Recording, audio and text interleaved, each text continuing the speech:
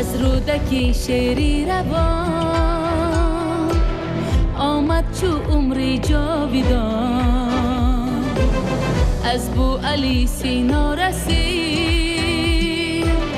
آهنگ دردی هر زمان عمری ابد دریافتم از شاهنامه بی گزن عمری ابد دریافتم از شاهنامه بی گزن در آستانم آسمان در تاری سرتاجی کیان در آستانم آسمان در تاری سرتاجی کیان سامانیم سامانیم من تاجیکی ارمانیم بعدی هزار عهدی کوهم بربرده ای رحمانیم سامانیم سامانیم من تاجیکی ارمانیم بعدی هزار عهدی کوهم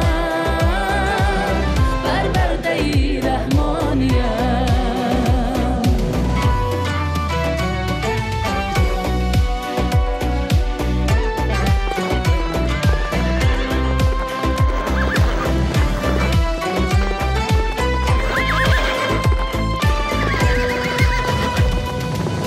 هرچی پریشانی گذشت از شوری پیشانی گذشت وقتی دشمن آمدن چون قاتلی جانی گذشت هر قوم بی فرهنگ بود اورنگ برد و جان را بود هر قوم بی فرهنگ بود اورنگ برد و جان را بود چون زنده کردم خویش را ایامی نادانی گذشت من زنده کردم خویش را ایامی نادانی گذشت سامانیم سامانیم من تاجیکی ارمانیم بعدی هزار و صد هزار بربرده ای رحمانیم سامانیم سامانیم من تاجیکی ارمانیم بعدی هزار و صد هزار بربرده ای رحمانیم لا لا لا لا لا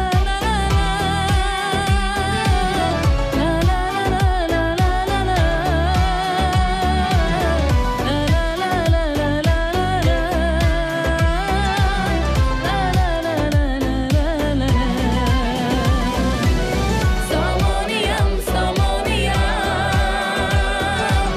من تاجیکی ارمانیم